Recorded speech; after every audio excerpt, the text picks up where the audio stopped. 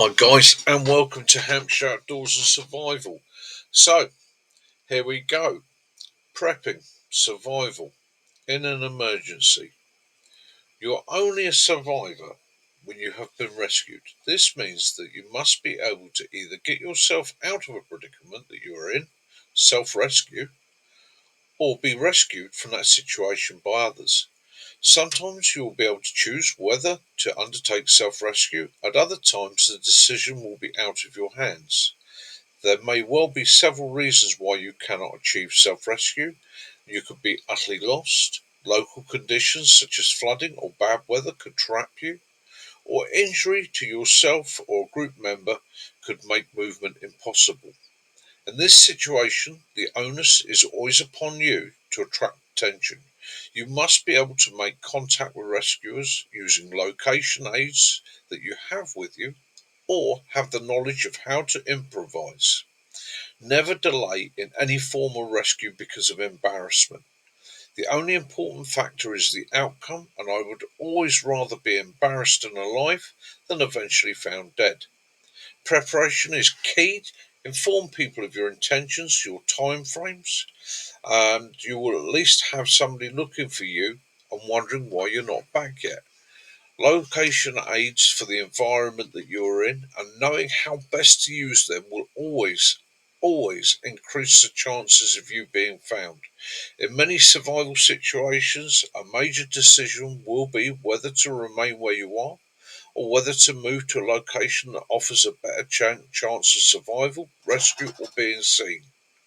There are many factors that will dictate your best option, but in general, it is usually advisable to stay where you are. It's all too easy to make a rash decision and attempt to walk out of a situation only to put yourself into a position of further danger.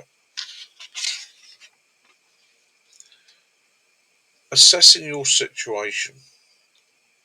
Once you're out of immediate danger, survived the crash or the situation, assess yourself, assess the place you're in, assess your situation, and plan accordingly.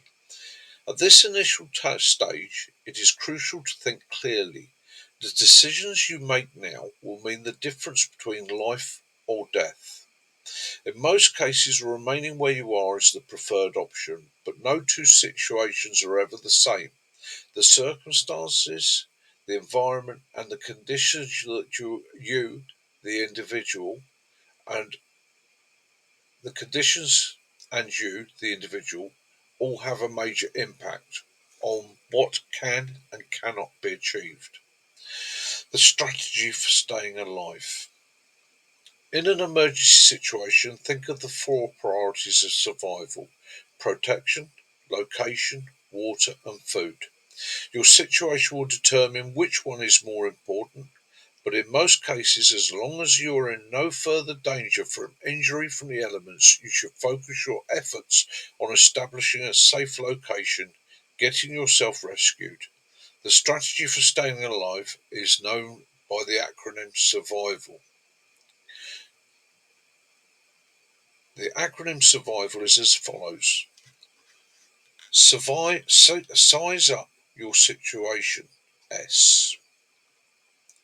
Use all your senses. U. Remember where you are.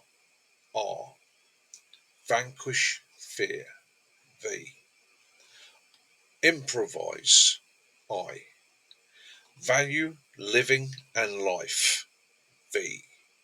Act like the locals gives you A. And learn basic skills, which will give you L. Okay. This will give you a framework to use and helps you to remember what you need to do to remain alive and get rescued.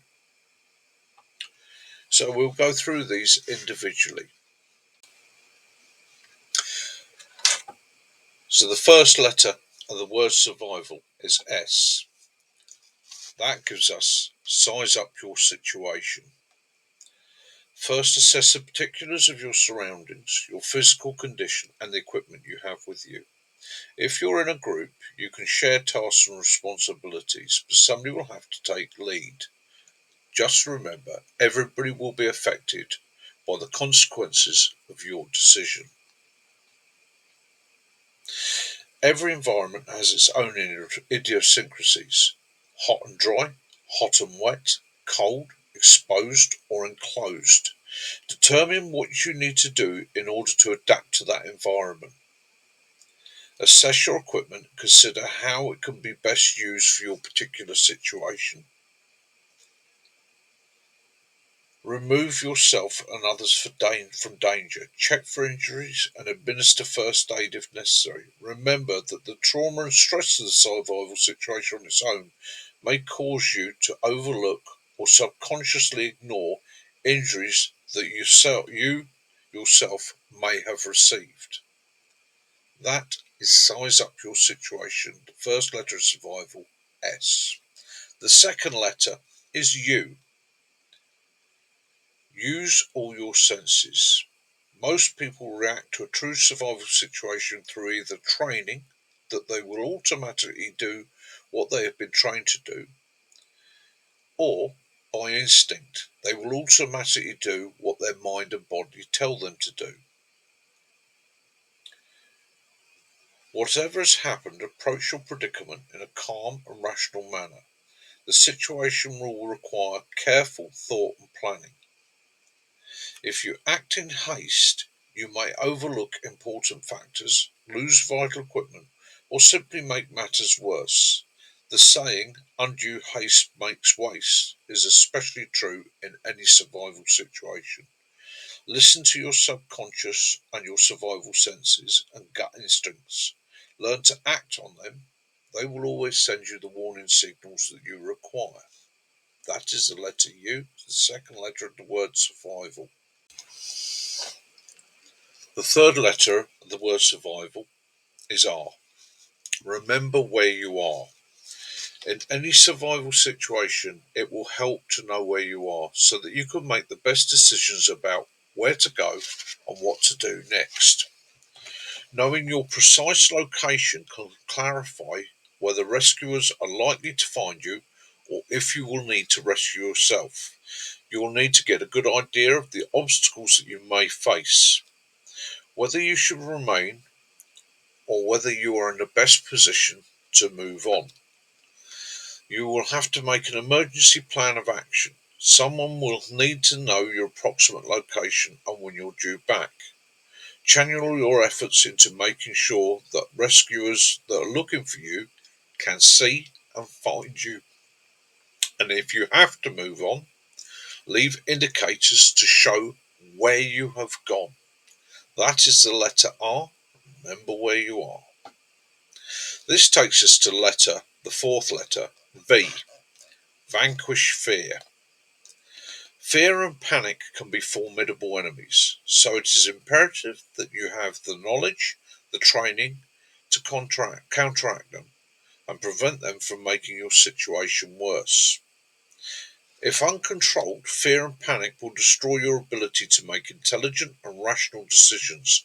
They can cause you to react to your feelings and imagination rather than the actual situation. Moreover, they can incapacitate you, drain your energy, thus triggering other negative emotions.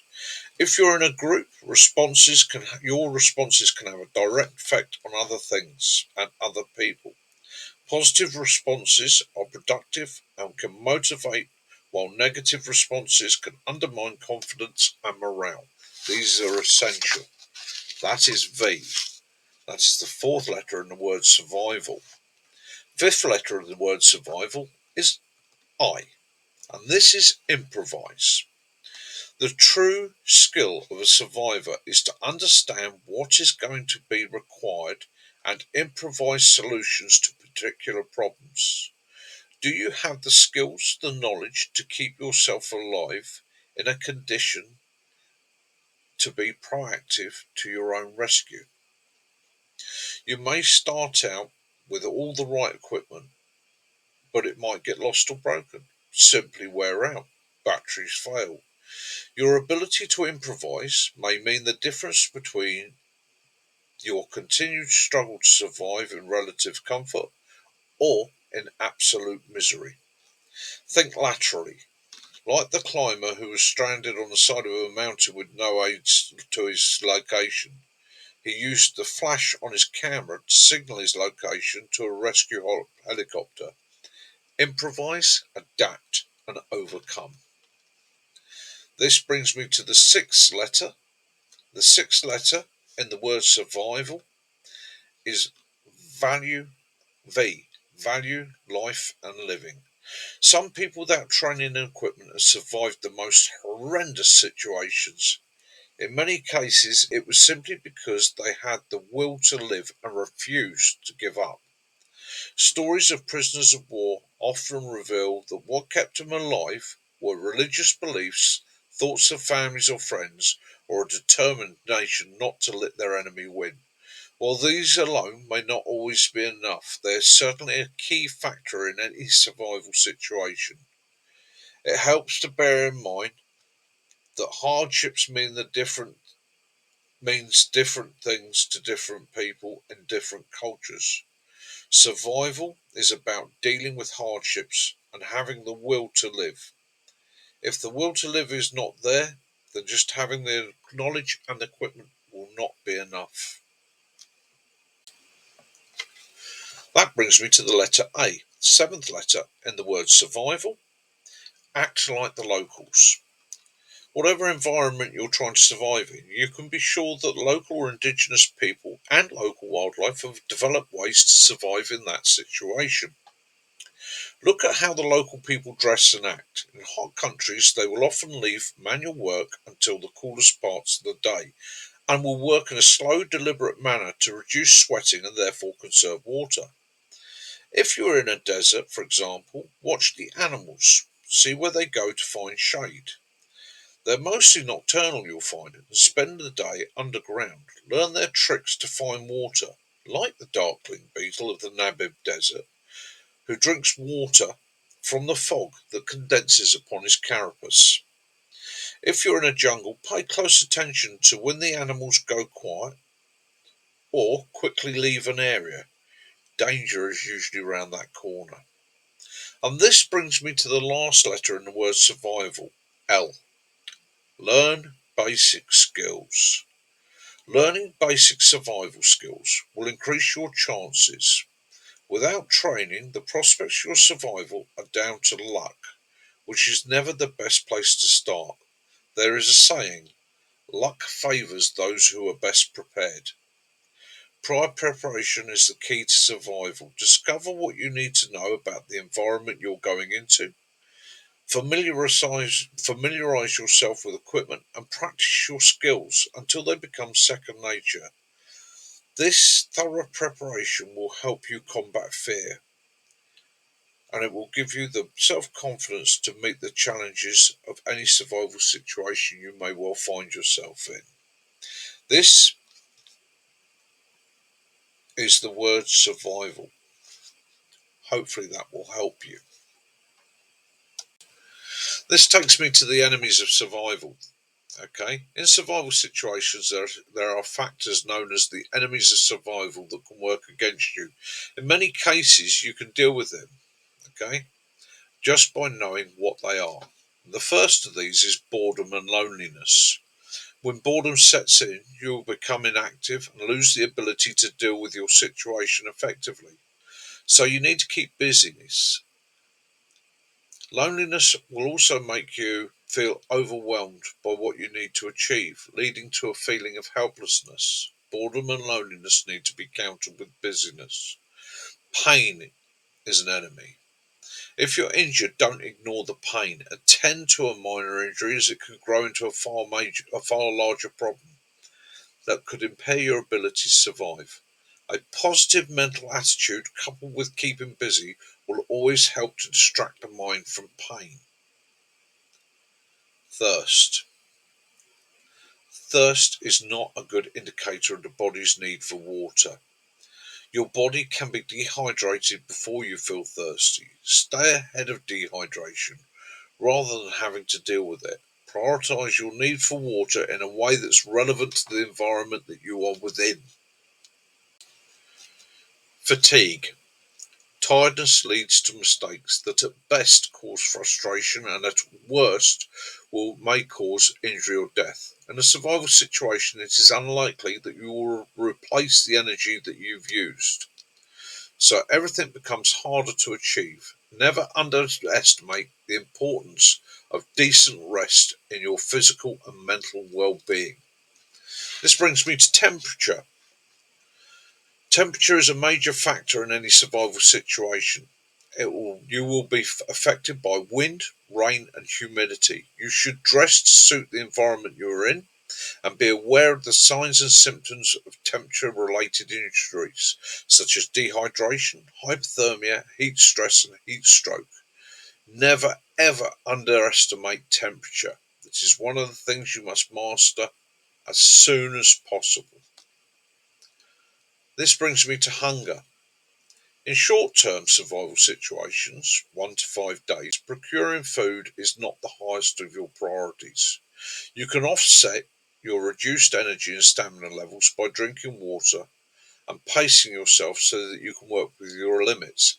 However, take every opportunity to procure food whenever it occurs. Okay, you need to replace your expended energy, and raising your sugar levels will help with thought processes and morale.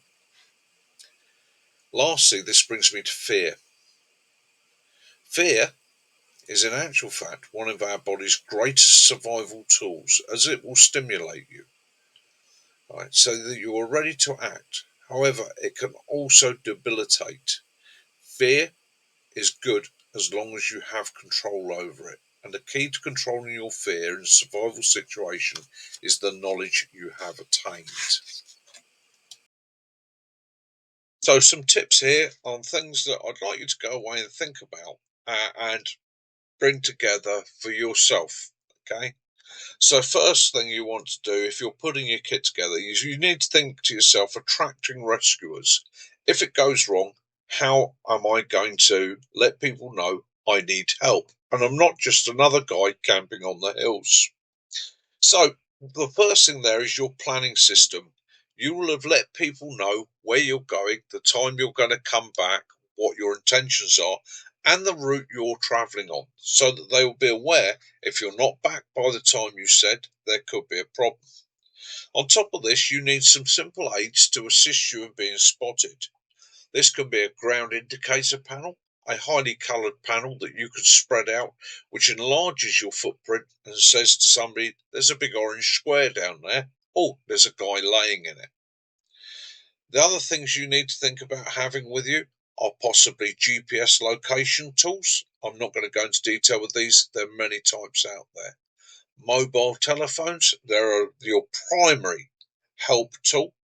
They're your primary piece of equipment, but as we find in many situations, signals lost, unable to reach a satellite or a mast, or the phone is damaged in the situation and environment. So don't make it something that you just rely on. Okay, you can then adapt and carry other signalling systems, whether they be things like the EPIRB rescue system, smoke, and things like that. But you'll need to look into your local laws, rules, and requirements. My advice to you is get advice from your local rescue services, be it mountain rescue, be it RNLI, sea rescue, whatever. Contact them before planning your trip and say, this is where I'm looking to go. What would you suggest I take with me and carry with me? They will have the best knowledge for the ground that you're on. One of the things you can do, and we're all aware of in an emergency situation, is build a signal fire.